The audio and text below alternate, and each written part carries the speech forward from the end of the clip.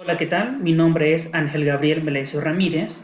Soy licenciado en educación secundaria con especialidad en telesecundaria. Actualmente me encuentro cursando la maestría en innovación educativa en UPAEP Online. Voy casi ya a la mitad de este curso, de esta gran aventura. Llevo un año y un mes trabajando en la maestría. Y bueno, el día de hoy pues me corresponde hablar sobre un tema que yo considero que es muy importante y que ha tenido cierto auge en nuestras políticas y nuevos modelos educativos que se están implementando en nuestro país y que además es una de las asignaturas que estoy llevando en la maestría en UPAEP Online. Me refiero al tema de educación inclusiva. Bueno, quiero empezar hablando un poco sobre mi trabajo docente. Como lo dije, soy docente en educación secundaria con especialidad en telesecundaria. Estoy trabajando en una escuela eh, en un contexto ubicado en un contexto rural, marginado. ¿Sí? Soy nuevo en esa escuela e ingresé en agosto, lo que lleva el ciclo escolar estoy trabajando ahí y relativamente también soy nuevo en el servicio porque llevo 4 años trabajando ya como docente. Y bueno, enfocándonos al tema de educación inclusiva, pues quisiera retomar un poco sobre mi experiencia, una anécdota que tiene que ver precisamente con esto de inclusión y que pues tuve la oportunidad de vivir hace ya algunos años. Estaba estudiando en la escuela normal y pues los primeros acercamientos que tuve en las escuelas pues fueron jornadas de trabajo docente. En cierta ocasión me tocó ir a una escuela ubicada en la Sierra Norte del estado de Puebla, en una telesecundaria, también en un contexto rural, y pues me llamó mucho la atención una alumna que presentaba algunas particularidades. Sí, me causó curiosidad porque en ese momento, en ese entonces la niña estaba pues estudiando el tercer grado de la educación secundaria. ¿Por qué llamó la atención esta niña? ¿Por qué me llamó la atención? Porque tenía síndrome de Down, o bueno, tiene síndrome de Down esta niña. En ese momento estaba cursando el tercer grado de secundaria. Entonces, pues al tener esa poca experiencia, pues yo tuve pues esa duda de saber cómo la maestra titular de la alumna, pues cómo atendía las características de esta diversidad, porque en lo que yo llevaba de formación en la escuela normal, pues nunca había tenido ese tema de inclusión y si me hubiera tocado a mí trabajar con ella, pues no iba a saber cómo hacerlo porque no tenía esa competencia o esa formación. Entonces mi duda fue con la maestra y me sorprendió mucho la respuesta que tuvo ella porque al percatarme de sus actividades, pues me di cuenta que lo que hacía ella con esta niña, pues era programar algunas actividades exclusivas para ella dentro del salón de clases. Mientras la maestra se dedicaba a trabajar con los demás alumnos, las asignaturas y los contenidos, lo que hacía con esta alumna era traerle material para dibujar, para pintar. Entonces, en todo el día, en todo el transcurso, esta niña se dedicaba a estar pintando y a estar dibujando. En ese momento, pues yo consideré que esa estrategia que aplicaba la maestra, pues no era la adecuada, no estaba incluyendo realmente a esta niña. A lo mejor la estaba integrando al grupo, pero no la estaba incluyendo porque no estaba haciendo actividades acordes a sus características y a sus necesidades. No culpo a la maestra porque quizá no tenga o no tenía esa formación, esa competencia. Sin embargo, hoy en día, como lo mencioné hace un momento, pues el tema de inclusión tiene mucho auge en la política y en los nuevos modelos actualmente. Existen ya muchos cursos y muchas conferencias sobre ello y yo creo que como docentes pues tenemos que tener esa formación y esa actualización para brindar el servicio a todos los individuos que quieran recibir educación. Bien, continuando con el tema de inclusión, pues tenemos aquí una frase que de manera personal me agrada bastante que dice, las personas, al igual que las aves, son diferentes en su vuelo, pero iguales en su derecho a volar. Sí, como lo mencioné hace un momento, Y bien lo dice el artículo 3 de nuestra Constitución, todo individuo tiene derecho a la educación, ¿sí? De igual manera, sin embargo, esta educación va a ser distinta o va a ser equitativa dependiendo de las características y necesidades que tiene pues cada uno de los individuos. Para empezar con el tema de inclusión, pues necesitamos saber qué es la inclusión. ¿Sí? La inclusión es una educación personalizada, diseñada para ser aplicado en grupos homogéneos de edad, pero heterogéneos en diversidad de características e intereses. Una educación inclusiva requiere de ciertos cambios, ciertas modificaciones en contenidos, en métodos, en estructuras y en estrategias. ¿Sí? Estrategias específicas para atender a cada uno de los alumnos, para atender a toda esa gama, esa diversidad, diferentes métodos, diferentes estructuras en la institución, así como adecuaciones curriculares que tienen que ver con el contenido.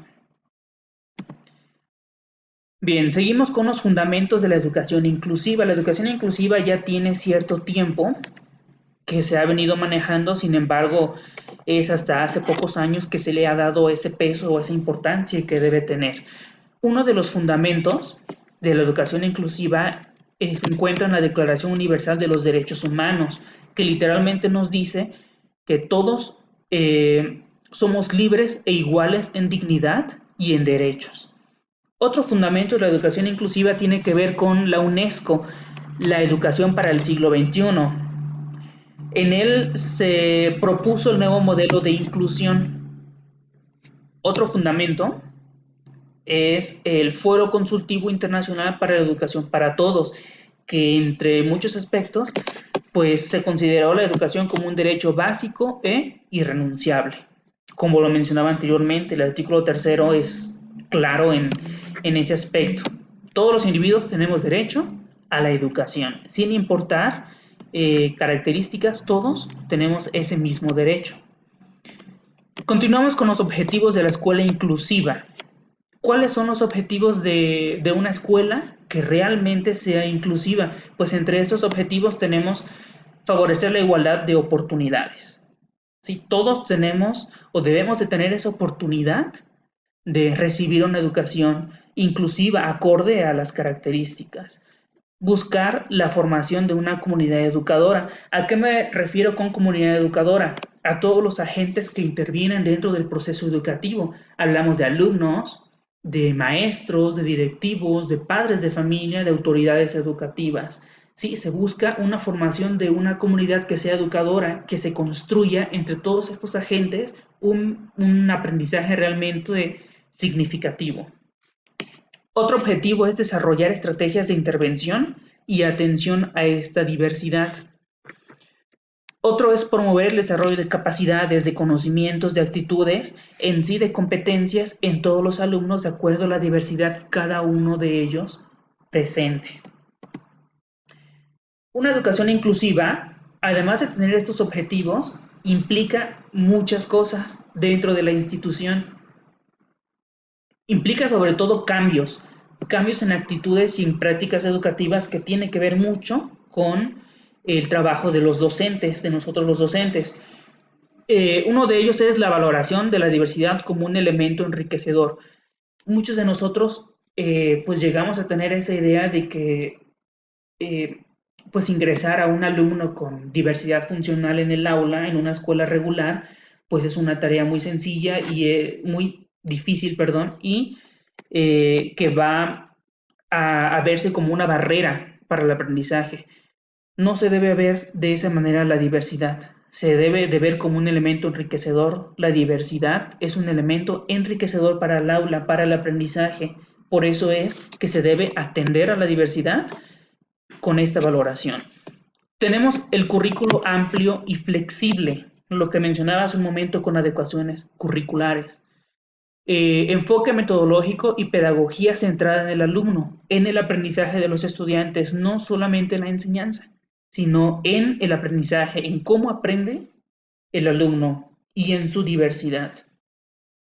Implica cambios en procedimientos de evaluación y promoción, ¿sí? Esto debe ser flexible, sabemos que no podemos evaluar a todos nuestros estudiantes por igual porque todos presentan una característica distinta. Entonces, ¿qué cambio implica? Procedimientos flexibles para evaluar y para promover a los alumnos a los distintos grados. Se requiere de proyectos educativos con y desde la diversidad, pensado en la diversidad.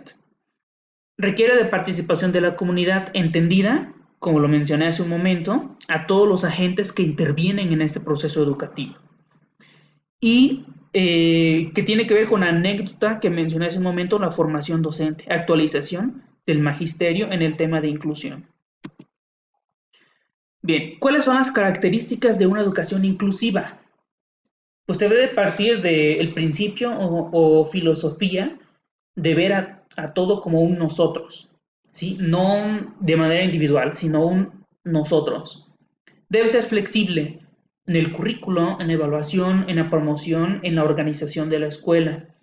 Debe atender a la diversidad. Debe estar centrada en las características del alumno. Debe promulgar valores, humanización, democracia, justicia, libertad, inclusión, diversidad, y debe fomentar esa participación de la comunidad para que se aprenda unos con otros, ¿sí? Interacción para el aprendizaje. Y bueno, hasta este punto es necesario retomar cierto concepto que puede llegar a confundirse con el término de inclusión, y me refiero a integración, sí, porque no son iguales. Vamos a ver ahorita la diferencia, pero para ello pues me di a la tarea de buscar esta ilustración que se me hace muy sencilla de dirigir. ¿Por qué? Porque muestran ejemplos muy claros. Por ejemplo, exclusión. Vemos ahí a un grupo de verduras, ¿sí? La mayor cantidad de verdura pues está en los jitomates. ¿Y qué es lo que están haciendo ellos? Hicieron su propio grupo, su propio círculo, su grupo se formó solamente de jitomates. ¿Y a quienes dejaron afuera? A los que son diferentes, a las zanahorias, a las cebollas. Entonces esto es exclusión, ¿sí? No aceptar la diferencia y excluirla. ¿Sí? Crear un grupo solamente con iguales y a los que son diferentes, pues eliminarlos. Eso es exclusión.